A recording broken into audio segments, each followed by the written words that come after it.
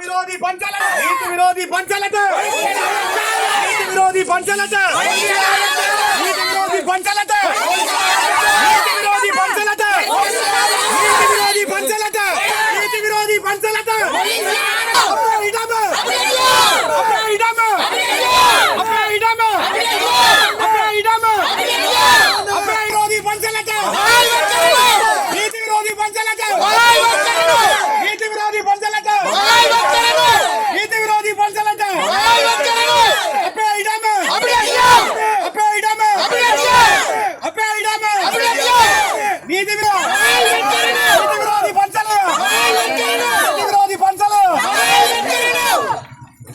கையெட்டியில் தமிழ் மக்களுடைய காணிகளை சட்டவிரோதமாக ஆக்கிரமித்து ஒரு சட்டவிரோதமாக அமைக்கப்பட்டிருக்கின்ற இந்த விகாரை கட்டுமானத்தை அகற்றி இந்த காணிகள் அனைத்தும் காணி உரிமையாளர்களிடம் கையளிக்கப்பட வேண்டும் என்பது கடந்த பல வருடங்களாக இந்த காணி உரிமையாளர்களுடைய கோரிக்கையாக இருக்கின்றது. குறிப்பாக கடந்த மிக இரகசியமாக கட்டப்பட்ட இந்த விகாரை கடந்த 23ஆம் ஆண்டு மே மாதம் திறப்புலா செய்யப்படுவதற்கு இருந்த நேரத்திலே காணி உரிமையாளர்கள் இந்த விகாரை கட்டுமானத்திற்கு எதிராக ஒரு போராட்டத்தை இங்கே ஆரம்பித்திருந்தார்கள். அப்போ அன்று ஆரம்பிக்கப்பட்ட அந்த போராட்டம் ஒவ்வொரு பௌர்ணமி தினங்களிலும் அதற்கு முதல் நாளில் ஆரம்பிக்கப்பட்டு பௌர்ணமி தினங்களிலே தொடர்ச்சியாக முன்னெடுக்கப்பட்டு வந்திருந்தது. இந்த போராட்டமானது பௌத்தத்துக்கு எதிரான போராட்டம் இல்லை, மாறாக சட்டவிரோதமாக தமிழ் மக்களுடைய உறுதி காணிகளை அபகரித்து இராணுவத்தினருடைய தேவைக்காக கட்டப்பட்ட இந்த சட்டவிரோத கட்டுமானம் அகற்றப்பட்டு இந்த விகாரைகள் அனைத்தும் உரிமையாளர்களிடம் ஒப்படைக்கப்பட வேண்டும் என்பது மட்டும்தான் இந்த போராட்டக்காரர்களுடைய நோக்கமாக இருக்கின்றது. அந்த வகையிலே 20 மாதங்கள் இந்த போராட்டங்கள் தொடர்ச்சியாக நடைபெற்று வந்திருக்கின்ற நிலையில் கடந்த 31ஆம் தேதி ஜனாதிபதி யாழ்ப்பாணம் மாவட்ட செயலகத்தில் நடைபெற்ற ஒருங்கிணைப்பு குழு கூட்டத்துக்கு தலைமை தாங்கி நடத்திய பொழுது இந்த விவகாரம் மீண்டும் ஒரு பேசுபொருளாகி இருக்கின்றது. அந்த சந்தர்ப்பத்திலே ஜனாதிபதியிடம் சில தவறான தகவல்கள் ஆளுநராலும் வேறு சிலராலும் தவறான தகவல்கள் கொடுக்கப்பட்டிருக்கின்றது. மக்கள் மாற்றுக்காணிகளை ஏற்றுக்கொள்வதற்கு சம்மதம் தெரிவித்திருக்கிறார்கள் என்கின்ற ஒரு உண்மைக்கு புறம்பான தகவல்கள் சொல்லப்பட்டிருக்கின்றது. அதே நேரத்திலே அந்த காணிகளுக்கு பதிலாக இழப்பீடுகளை வழங்கலாம் என்ற கருத்துக்களும் முன்வைக்கப்பட்டிருக்கின்றது. ஆனால் மக்கள் அந்த கருத்துக்களை முற்றாக நிராகரிக்கின்றார்கள். தங்களுடைய சொந்த காணி வேண்டும் என்பதிலே மிகவும் உறுதியாக இருக்கின்றார்கள். அன்று ஜனாதிபதி வருகின்ற பொழுது அரசாங்க அதிபருக்கு அதற்கு முன்னதாக ஒரு பௌத்த அமைப்பு ஒன்றினாலே ஒரு கடிதம் ஒன்று அனுப்பப்பட்டிருக்கின்றது. அப்பட்டமான பொய்கள் அடங்கிய ஒரு கடிதத்தை அகில இலங்கை பௌத்த மகாசங்கம் என்ற பெயரிலே ஒரு தரப்பு அனுப்பி வைத்திருக்கிறது. அந்த கடிதத்திலே கையொப்பமிட்டிருக்கின்ற நபர் இலங்கையினுடைய ஒரு புலனாய்வு பிரிவு கட்டமைப்பு ஒன்றினுடைய தலைவராக 30 ஆண்டுகளுக்கு மேலாக பணியாற்றி இருக்கக்கூடிய ஒருவர் என்பது நாடாளுமன்ற உறுப்பினர் கௌரவ கஜேந்திரகுமார் பொன்னம்பலம் அவர்களால் நாடாளுமன்றத்தில் தெரிவிக்கப்பட்டிருக்கின்றது. அந்த கடிதத்திலே முற்று முழுதாக உண்மைக்கு புறம்பான வரலாறுகள் திரிவுபடுத்தப்பட்டு இந்த காணிகளை ஒரு பௌத்தத்துக்கு சொந்தமான ஒரு காணிகளாக பொய்யாக சித்தரித்து அரசு அதிகாரிகளையே ஒரு அச்சமடைய செய்கின்ற வகையிலே அந்த பொய்யான கடிதம் அங்கே புனியப்பட்டிருக்கின்றது. அவ்வாறான ஒரு சூழலிலே மீண்டும் இந்த போராட்டம் வீரியம் பெற்றிருக்கின்றது. பல்வேறுபட்ட தரப்புகளும் இந்த போராட்டத்துக்கு ஆதரவு தெரிவித்து இது ஒரு தனியாருடைய காணி என்பதும் இது சட்டவிரோதமாக அமைக்கப்பட்டிருக்கிற ஒரு கட்டுமானம் என்பதும் அந்த கட்டுமானம் அகற்றப்பட்டு இந்த மக்களிடம் கையளிக்கப்பட வேண்டும் என்ற கோரிக்கைகள் வலுப்பெற்றிருக்கின்றது. மார்ச் மாதத்திலே ஐக்கிய நாடுகள் மனித உரிமைகள் பேரவையினுடைய கூட்டத்தொடரும் இடம்பெற இருக்கின்ற நேரத்திலே உலக வங்கி, ஆசிய அபிவிருத்தி வங்கி, ஐரோப்பிய ஒன்றியம் போன்ற தரப்புகளிடம் இலங்கை இந்த பொருளாதார நெருக்கடியில் இருந்து மீண்டெழுவதற்காக கையேந்தி நிற்கின்ற இந்த நேரத்திலே இந்த ஜனநாயக ரீதியான இந்த கோரிக்கைகள் நிச்சயமாக இலங்கை அரசு மீது ஒரு பாரிய அழுத்தங்களை ஏற்படுத்தும் என்று நம்புகிறோம். அந்த வகையிலே இந்த மக்களுடைய இந்த போராட்டங்களுக்கு மதிப்பளிக்கப்பட்டு இந்த காணிகள் அவர்களிடம் கையளிக்கப்பட வேண்டும். அந்த வகையிலே இன்று மாலை பிற்பகல் 4 மணிக்கு ஆரம்பிக்கப்பட்ட இந்த போராட்டம் நாளை மாலை பௌர்ணமி தினத்துக்கு அன்று மாலை 6 மணி வரை தொடர்ந்து முன்னெடுக்கப்படும். கட்சி பேதங்களை கடந்து சிவில் அமைப்புகள், அரசியல் தரப்புகள், பொதுமக்கள் என இந்த வேறுபாடுகளும் இல்லாமல் அனைத்து தரப்புகளும் ஒன்று திரண்டு இந்த தையிட்டி மக்கள் நடத்துகின்ற இந்த போராட்டத்திற்கு ஒரு முழுமையான ஆதரவை வழங்க வேண்டும் என்று கேட்டுக்கொள்கிறோம். காணி உரிமையாளர்களால் ஏற்கனவே இந்த போராட்டத்திற்கான 2 நாள் போராட்டத்திற்கான அழைப்பு விடுக்கப்பட்டிருந்தது. இப்பொழுது முதல் நாள் ஆரம்பிக்கப்பட்டிருக்கக்கூடிய சந்தர்ப்பத்தில் இங்கே கூடியிருக்கக்கூடிய மக்கள் திரட்சி போதுமாக இருக்கிறது. அதில் அது போதாது. இருந்தாலும் கூட அது மக்கள் திரட்சி என்பது குறைவாக இருந்தாலும் கூட 20 மாதங்களாக மிகச் சொற்பமானவர்கள் தான் இந்த போராட்டத்தில் ஈடுபட்டிருக்கிறார். ஆனால் அந்த போராட்டத்துக்கு ஒரு பெருமதி இருக்கிறது. ஏனென்றால் இந்த வராதவர்கள் கூட, இந்த போராட்டத்திலே கலந்து கொள்ளாதவர்கள் கூட, அவர்களுடைய பிரார்த்தனை கூட இந்த மக்களுடைய இந்த காணிகள் இந்த மக்களிடம் கையளிக்கப்பட வேண்டும், இந்த சட்டவிரோத கட்டுமானங்கள் நிறுத்தப்பட வேண்டும், பௌத்த சிங்கள ஆக்கிரமிப்பு நிறுத்தப்பட வேண்டும் என்பதுதான் ஒட்டுமொத்த இனத்தினுடைய அது அவர்கள் கடல் கடந்து உலக நாடுகள் பூராவும் பரவி வாழ்கின்ற தமிழ் மக்களுடைய பிரார்த்தனைகளும் விருப்பங்களும் கூட அதுவாகத்தான் இருக்கின்றது. ஏனென்றால் இப்பொழுது அந்த வெளிப்படுத்தப்படுகின்ற கருத்துக்களை நீங்கள் பார்க்கின்ற பொழுது பல்வேறுபட்ட காரணங்களுக்காக அச்சங்கள், பல்வேறுபட்ட காரணங்களுக்காக மக்கள் நேரடியாக பங்கு கொள்வதில் பின்னென்றாலும் கூட, ஆனால் இந்த மக்களுடைய போராட்டம் வெல்ல வேண்டும், அவர்களுடைய காணி கிடைக்க வேண்டும் என்பதில் எல்லோருடைய அந்த உணர்வுகளும் வெளிப்படுவதை பார்க்கக்கூடியதாக இருக்கிறது. ஆகவே இந்த போராட்டம் நிச்சயமாக ஒரு ஒட்டுமொத்த தமிழ் மக்களுடைய ஒரு ஆத்ம பலத்தோடு இந்த மக்கள் நிற்கிறார்கள் என்றுதான் நான் நினைக்கின்றேன். தையிட்டி சட்டவிரோத விகாரை கட்டப்பட்ட காலப்பகுதிகளில் அரசாங்கத்தோடு இருந்த வடக்கு கிழக்கினுடைய பிரதிநிதிகள் கூட இந்த போராட்டத்திற்கு ஆதரவு தெரிவித்திருக்கிறார்கள். பெரும்பாலும் நாளை அவர்கள் இந்த போராட்டத்தில் கலந்து கொள்ளலாம் என எதிர்பார்க்கப்படுகிறது. அவர்களுடைய பங்கேற்பை எப்படி பார்க்கிறார்கள்? உண்மையிலே அந்த அரசாங்கத்தோடு கடந்த காலத்தில் இருந்தவர்கள் அவர்களுடைய தலைமையிலே தான் இந்த ஒருங்கிணைப்பு குழு கூட்டங்கள் நடைபெறுவது உங்களுக்கு எல்லோருக்கும் தெரியும். அந்த சந்தர்ப்பங்களிலே தெல்லிப்பளையில் நடைபெற்ற ஒருங்கிணைப்பு குழு கூட்டத்திலே 2001ஆம் ஆண்டிலே இந்த விடயம் தொடர்பாக முதலிலே நான் தான் அந்த பிரச்சனையை கிளப்பியிருந்தேன் இந்த மக்கள் சார்பாக. அந்த சந்தர்ப்பத்திலே அங்கே அந்த முடிவு, அந்த சட்டவிரோத கட்டுமானம் நிறுத்தப்பட வேண்டும் என்ற முடிவு எடுக்கப்பட்டிருந்தது. அதற்கு பிற்பாடு யாழ்ப்பாணம் மாவட்ட செயலகத்திலே இந்த விடயம் இந்த டிசிசி கூட்டம் நடைபெற்ற பொழுது கௌரவ கஜேந்திரகுமார் பொன்னம்பலம் அவர்கள் அந்த விடயத்தை கிளப்பிய பொழுது அங்கிருந்த அனைத்து நாடாளுமன்ற உறுப்பினர்களும், தமிழ் தேசிய கூட்டமைப்பினுடைய நாடாளுமன்ற உறுப்பினர்கள் மற்றும் ஆளுங்கட்சி நாடாளுமன்ற உறுப்பினர்கள் அனைவருமே அதுக்கு ஆதரவு தெரிவித்திருந்தார்கள். அங்கிருந்த உள்ளூராட்சி மன்ற பிரதிநிதிகளும் கூட அதற்கு ஆதரவு தெரிவித்திருந்தார்கள். அது மட்டுமில்லாமல் இது ஒரு சட்டவிரோத கட்டுமானம் என்பதை அரசாங்க அதிகாரிகளும் பிரதேச செயலாளர் அதை தெளிவாக சொல்லியிருந்தார். அந்த வகையிலே அந்த எடுக்கப்பட்ட முடிவுகள் அந்த கட்டப்படுகின்ற ஆரம்பத்திலிருந்தே இது வெளிப்படுத்தப்பட்டு இது கட்டுமானம் தடுத்து நிறுத்தப்பட இரண்டால் அதை நாங்கள் ஒரு சிவில் அமைப்பாக அல்லது நாடாளுமன்ற உறுப்பினர்களாக அந்த காரியத்தை செய்யக்கூடிய இந்த பகுதிகளுக்கு வர முடியாத நிலைமை இருந்தது.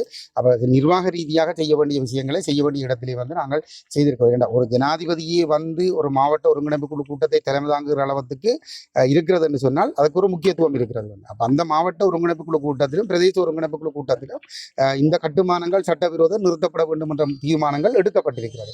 அவர்கள் இதை இந்த நேரத்தில் வெளிப்படுத்தியது என்பது உண்மையிலே ஒரு வரவேற்கத்தக்க விடயம். அவர்கள் இந்த போராட்டத்தை ஆதரித்திருப்பது என்பது உண்மையிலே வரவேற்கத்தக்க விடயம். அனைவரும் இதற்கு எதிராக திரள வேண்டும் என்பதுதான் எங்களுடைய குறிப்பாக இந்த மக்களுடைய எதிர்பார்ப்பாக இருக்கிறது. அப்போ அதிலே நான் நினைக்கிறேன் இது ஒரு தமிழ் தேசத்துக்கு எதிராக நடக்கிற ஒரு செயல்பாடு. அந்த செயல்பாட்டிற்காக ஒட்டுமொத்தமாக அனைவரும் அனைத்து பேதங்களையும் கடந்து திரள வேண்டும் என்பது தான் எங்களுடைய எதிர்பார்ப்பு. தையிட்டி சட்டவிரோத விகாரையை இடிப்பது என்கின்ற போராட்டம் முட்டாள்தனமானது என்று கருத்து கொள்ளப்பட்டிருக்கிறது. இப்போ எங்களை பொறுத்தவரையிலே இப்போ இந்த அரசாங்கம் ஒரு புதிய அரசாங்கம் என்று சொல்லி அவர்கள் தங்களை சொல்லிக் கொள்ளுகிறார்கள். தாங்கள் ஒரு வித்தியாசமானவர்கள் என்று சொல்லிக் கொள்ளுகிறார்கள். ஊழல்கள் மோசடிகளுக்கு இடமளிக்க மாட்டோம், சட்டத்தின் ஆட்சிக்கு தாங்கள் இடம் அளிப்போம் என்று சொல்லுகிறார்கள். இனவாதத்துக்கு முற்றுப்புள்ளி வைக்க போவதாக சொல்லுகிறார்கள். எங்களை பொறுத்தவரையிலே தமிழ் மக்களும் சிங்கள மக்களும் ஒன்றிணைந்து இந்த தீவிலே வாழ வேண்டுமாக இருந்தால் இந்த ஒட்டியாட்சி முறைமை ஒழிக்கப்பட வேண்டும். அதே நேரத்திலே ஒரு சமஷ்டி அரசியலமைப்பு கொண்டுவரப்பட வேண்டும். அதே வேளையிலே சட்டத்தின் ஆட்சி சரியான முறையிலே நடைமுறைப்படுத்தப்பட வேண்டும். அப்போ சட்டத்தின் ஆட்சி என்று சொல்லி சொன்னால் சட்டங்கள் இப்போ இந்த உள்ளூராட்சி மன்ற சட்டங்களின்படியே பிரதேச சபையினுடைய அனுமதி இல்லாமல் ஒரு கட்டடம் கட்டப்பட்டால் அதை கட்டிடத்தை அகற்றுவதற்கான அதிகாரம் பிரதேச சபைக்கு இருக்கிறது. அப்போ நாங்கள் எந்த ஒரு சந்தர்ப்பத்திலும் நாங்கள் ஒரு மக்களை கேட்கவில்லை இந்த கட்டிடத்தை இடிப்பதற்காக வாருங்கள் என்று சொல்லி எந்த ஒரு இடத்திலும் நாங்கள் மக்களை கேட்கவில்லை.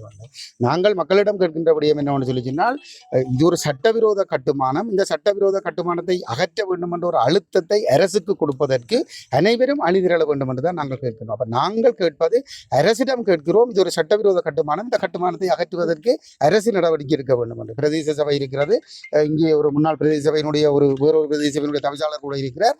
அவர்கள் பல கட்டடங்களை பொதுமக்களால் அமைக்கப்பட்ட பல்வேறுபட்ட கட்டடங்களை அவ்வப்போது அகற்றி இருக்கிறார்கள். ஆகவே பேரினவாதத்திற்கு ஒரு நியாயமும் தமிழர்களுக்கு ஒரு நியாயமாகவும் இருக்க முடியாது. தமிழர்களுக்கு இந்த சிங்கள அரசோடு ஏதோ ஒரு வகையிலே வந்து ஒத்துழைப்பதற்கான ஒரு நம்பிக்கை ஏற்பட வேண்டுமாக இருந்தால் இந்த சட்டவிரோத கட்டுமானம் இது வந்து தமிழர்களுக்கும் சிங்களவர்களுக்கும் இடையிலான உறவை விரிசலாக்குகிற நிரந்தரமாகவே பிரித்து வைக்கிற ஒரு கட்டுமானமாகத்தான் இந்த கட்டுமானம் அமைந்திருக்கிறது. இது ஒரு சட்டவிரோதம். காணிக்கு உரிமையாளர்களுக்கு இங்கே உறுதியோடு இருக்கிறார்கள். கட்டடத்துக்கு இந்த அனுமதிகளும் பெறப்படவில்லை. அவ்வாறு இருக்கிற பொழுது வந்து அது ஒரு சட்டவிரோத கட்டுமானம் என்ற அடிப்படையிலே வந்து அந்த கட்டுமானத்தை அகற்ற வேண்டிய அதிகாரமுள்ள அமைப்புகள், அரசு அமைப்புகள் அதை அகற்ற வேண்டும் என்பதுதான் எங்களுடைய கோரிக்கை. அதை முட்டாள்தனம் என்று ஒரு தரப்பு சொல்லுகிறது என்று சொல்லி சொன்னால் இந்த விகாரை அமைத்திருக்கிற இராணுவத்துக்கு தான் அந்த தேவை இருக்கிறது. இந்த முயற்சியை இவ்வாறு ஒரு ஜனநாயக ரீதியான ஒரு கோரிக்கை, ஒரு சட்டவிரோதமாக அமைக்கப்பட்டிருக்கிற கட்டுமானத்தை அகற்ற வேண்டும் என்று கூறுவதற்கான உரிமை ஜனநாயக ரீதியாக மக்களுக்கு இருக்கிறது. அந்த கோரிக்கையை முன்வைக்க கூடாது என்ற தேவை இந்த விகாரத்தை சட்டவிரோதமாக காணியை ஆக்கிரமித்து கட்டுமானத்தை கட்டிய இராணுவ தரப்புக்கு தான் இருக்கிறது என்று சொல்லி சொன்னால், அந்த இராணுவ தரப்புக்கு தேவைப்படுகின்ற ஒரு விஷயத்தை யாராவது சொல்ல முற்படுகிறார்களா என்று சொல்லி சொன்னால் அவர்களுக்கு அந்த தரப்புகளுக்கு பின்னணியில் என்ன இருக்கிறது என்பதை எங்களுடைய மக்கள் புரிந்து கொள்ள வேண்டும். அதை மக்கள் புரிந்து கொள்வார்கள். ஆனால் இது எங்களுடைய ஜனநாயக உரிமை. நாங்கள் அந்த உரிமையை நீங்கள் ஊடகவியலாளர்கள் அனைவரும் இங்கே கூடியிருக்கிறீர்கள். இதிலே இந்த சட்டவிரோத விகாரைக்கு காவல் காப்பதற்கு காவல்துறையினர் இங்கே செல்கின்றார்கள். வேறு பல வாகனங்கள் அங்கே சென்று வருகின்றன. நாங்கள் போக்குவரத்துக்கு இடையூறு ஏற்படுத்தவில்லை. எந்த விதமான வன்முறை செயற்பாடுகளிலும் ஈடுபடவில்லை. நாங்கள் ஒரு நியாயமான முறையிலே தான் இந்த போராட்டத்தை நடத்துகிறோம். ஆகவே அது எங்களுடைய உரிமை. எங்களுக்கு நம்பிக்கை இருக்கிறது. இந்த சட்டவிரோத கட்டுமானம் அகற்றப்பட வேண்டும் என்ற கோரிக்கையை வலியுறுத்துவதற்கு சட்டபூர்வமாக எங்களுக்கு உரிமை இருக்கிறது. நாங்கள் அந்த கோரிக்கையை நாங்கள் வலியுறுத்துகிறோம். ஏறக்குறைய நீங்கள் நாடாளுமன்ற தேர்தலுக்கு பிறகு உங்களுடைய போராட்டம் கஜேந்திரகுமாரையும் சுகாசையும் காண்டிவனையும் மம்பட்டிகளோடும் பொருள்களோடும் பாருங்கள், இந்த கட்டடத்தை இடிப்போம் என்பது போன்ற ஒரு கொச்சை துணியில், ஒரு நக்கல் துணியில் பரப்பப்பட்டு வருகிறது. இதை எப்படி பார்க்கிறீங்க? இல்லை, இதே எங்கட மக்கள் விளங்கி கொள்ளணும் என்னன்னு சொல்லி சொன்னால், இப்போ ஒரு குறிப்பிட்ட ஒரு காலத்துக்கு முந்தின காலம் என்று சொன்னால் அரசு எங்களை கொலை செய்து விட்டே போயிருக்கும். இப்போ 2009க்கு முந்தின காலம் என்று சொன்னால் இப்படி ஒரு கருத்தை ஒருத்தர் சொன்னால் அது யார் அனாமதேயமான முறையில் வந்து ஆட்டோ கடத்தப்பட்டு கொலை செய்யப்பட்டிருப்பார்கள். அதே அரசு எந்தவித தயவு தாட்சணியமும் இல்லாமல் அரங்கேற்றி இருக்கும். ஆனால் 2009க்கு பிற்பட்ட சூழலில் வந்து ஆக்களை இப்போ பூகோள போட்டிக்கே இலங்கை சிக்கப்பட்டிருக்கிறாங்க. அப்போ இவர்கள் 2009க்கு முதல் இந்த அரசு செய்த போர்க்குற்றங்கள், அழிப்பு குற்றங்களை வச்சுத்தான் இலங்கையை வந்து தங்களோட காலுக்குள்ள கொண்டு வர வேலையில இந்திய, அமெரிக்க, ஐரோப்பிய தரப்புகள் ஈடுபட்டிருக்கிறாங்க. அப்ப இந்த பூகோள போட்டிக்குள்ள வந்து இந்த நாடு சிக்கப்பட்டிருக்கிற ஒரு இடத்துல வந்து இப்ப கடத்தல்களை செய்வதோ அல்லது கொலைகளை செய்வதோ சித்திரவதைகளை செய்வதோ வந்து அவர்களுக்கு ஒரு பாரிய நெருக்கடி ஏற்படுத்தும். அப்படி அது செய்ய முடியாத நிலைமையில இப்படிப்பட்ட நியாயபூர்வமான போராட்டங்களை செய்கிற மக்கள் மத்தியில வந்து ஒரு அச்சத்தை ஏற்படுத்துகிறது. வந்து இது ஒரு சட்டவிரோதமானது, இதில் போனால் உங்களுக்கு பல்வேறுபட்ட சட்ட பிரச்சனைகள் வரும், எதிர்காலத்தில் வந்து அரசு சலுகைகளுக்கு போய்க்கல உங்களுக்கு பிரச்சனை வரும் என்ற அச்சத்தை ஏற்படுத்தி மக்களை ஒதுக்குறது, அல்லது வந்து இப்படி கொச்சப்படுத்தி வந்து ஆக்களுக்கு ஒரு பக்கத்தை ஏற்படுத்துறதுக்கு முயற்சிக்கிறது. அப்ப இதே எங்கட மக்கள் விளங்கி கொள்ளணும். இது இந்த போராட்டங்களை நெளிவடைய செய்யறதுக்கான ஒரு முயற்சி தான். அந்த பரப்புரைகளுக்குள்ள வந்து எங்கட மக்கள் வந்து சிக்கப்படக்கூடாது. வந்து எங்களுடைய உரிமைக்காக நாங்கள் உறுதியாக நின்று போராடினால் நிச்சயமா வந்து அந்த வெற்றியை நாங்கள் எங்கட மக்கள் வந்து அந்த வெற்றியை அடைந்து கொள்ள முடியும் என்பது எங்களுடைய நம்பிக்கை. அனைவருக்கும் வணக்கம். இன்றைக்கு இந்த தையிட்டியில வந்து இந்த சட்டவிரோத கட்டுமானத்துக்கு எதிராக நாங்க பாரிய ஒரு போராட்டத்தை தொடர்ச்சியான முறையில எடுத்து வந்ததின் பால் இந்த முறை இதை மிக பெரும் ஒரு எழுச்சியோட நாங்கள் முழு மூச்சாக செயற்படுத்தி வருகிறோம். கடந்த முறை அந்த அபிவிருத்தி மாவட்ட ஒருங்கிணைப்பு குழு கூட்டத்தில் நடந்த பல சிக்கல்களுக்கு அமைவாக நாங்கள் நமது போராட்டத்தை தீவிரப்படுத்தி இருக்கிறோம். பல தரப்புகளுக்கும் எங்களோட உறுதியான நிலைப்பாட்டை தெரிவிக்கிற ஒரு கடமையில நாங்க இருக்கிறோம். அப்ப அந்த வகையில இன்றைக்கு நாளைக்கும் எங்களுக்கு ஒட்டுமொத்த மக்களும் வந்து எங்களோட போராட்டத்துக்கு கட்டாயம் ஆதரவு வழங்க வேண்டும். மற்றும் அந்த முந்தைய எதிர்ப்பு தெரிவித்த தரப்புகள் கூட இப்ப தங்கள் தவறுகளை உணர்ந்து எங்களுடன் சேர்ற ஒரு தருணமா தான் நான் இதை பார்க்கிறேன். அனைவருமே ஒரு மனமாற்றத்துக்கு உட்பட்ட எங்களது நியாயப்பாட்டை உணர்ந்து எங்களுடன் அணிதிரள தயாராகி வருகின்றனர். தற்போது எதிர்ப்பு கருத்து கூறி வருபவர்களும் வருகின்ற காலங்களில் நம்முடன் இணையவும் சந்தர்ப்பம் இருக்கிறது. பல காலங்களுக்கு பிறகாவது அவர்கள் அந்த நமது நியாயப்பாட்டை புரிந்து நம்முடன் இணைந்து கொள்வார்கள். இதுவரையும் தவறு விட்டவர்கள் எந்த நடந்தவையாகவே இருக்கட்டும். இனியும் அந்த தவறுகளை விடாது இன்று தையிட்டியிலே நடக்கும் இந்த இன ஆக்கிரமிப்புக்கு எதிராக அனைவரும் ஒன்று திரண்டு வருவோமையானால் நாங்கள் மிகவும் சொற்ப காலத்திலே இந்த பிரச்சனையை முடித்துவிட்டு நாம் வளமான மண்ணிலே வளமான வாழ்க்கையை அமைத்துக் கொள்ள முடியும். நாளைக்கு இன்னொரு இடத்திலே வரும் ஆக்கிரமிப்புக்கு எதிராக மக்கள் போராடுவதற்கு இது ஒரு உந்து சக்தியாகவும் அமையும். தையிட்டியிலே என்று வென்று விட்டார்கள், நாளை எமது நிலங்களை ஆக்கிரமிக்க வருபவர்களுக்கு எதிராக நாம் போராட துணிய வேண்டும் என்ற மனோநிலையை ஒவ்வொரு மக்களிடத்தையும் நாங்கள் உண்டு பண்ண வேண்டும். மற்றும் இந்த அரசாங்கம் இதை ஒரு சவாலாக எடுத்து தாங்கள் ஒரு புதுமை பெயர்ந்த அரசாங்கமாக காட்டிக்கொள்பவர்கள் நமக்கு இந்த இடத்திலே நமது கோரிக்கைகளை ஏற்றுக்கொண்டு நமக்கு ஒரு நியாயமான தீர்வினை தர வேண்டும் என்பதை நான் இந்த இடத்துல கேட்டுக்கொள்கிறேன். எமது இந்த தொடர்ச்சியான போராட்டத்திலே நாம் எதிர்பார்ப்பது என்னவென்றால் நம்மோட பேச்சுவார்த்தைக்கு வந்து எமக்கான தீர்வினை உடனடியாக வழங்க முன்வர வேண்டும்.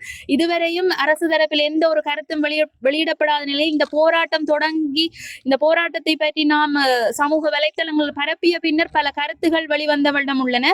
ஆகவே இந்த போராட்டத்தை இன்னும் ஓரிரு மாதங்களுக்குள்ளே நாம் ஒரு தீர்வை எட்டுவதுதான் நமது மிகப்பெரிய ஒரு வேண்டுகோளாக இருக்கிறது. அதற்கு மக்களாகிய உங்களதும் ஊடகங்களாகிய உங்களதும் ஆதரவு தேவைப்படுகிறது. நாளைக்கு இந்த இடத்திலே பெருமளவான மக்கள் திரண்டு நமக்கு பலத்த ஆதரவை வழங்க நான் கேட்டுக்கொள்கிறேன். நன்றி. அரசாங்கம் ஒருவேளை பேச்சுவார்த்தைக்கு உங்களை அழைத்தா உங்களோட கோரிக்கை பேச்சுவார்த்தை அதைத்தான் நாங்களும் எதிர்பார்த்திருக்கோம். பேச்சுவார்த்தைக்கு அழைச்சா எங்கட கோரிக்கை சிம்பிள், எங்கட நிலம் எங்களுக்கு வேணும். நாங்க இப்ப யார்கிட்டையும் எங்களுக்கு காணி இல்ல காணி தாண்ட எதுவுமே கேட்கல, எங்களுக்கு எந்த ஒரு சலுகையும் நாங்க கேட்கல. எங்கட நிலத்தை எங்களுக்கு தரதுல அவைக்கும் எந்த ஒரு செலவீனமோ நஷ்டமோ இல்லை. எங்கட நிலத்தை எங்கள்ட உறுதி எங்கள்கிட்ட இருக்குது, அவை அப்படியே விட்டுட்டு எழுப்பி போனா காணும். அதுதான் எங்கட ஒரே ஒரு கோரிக்கை. நன்றி.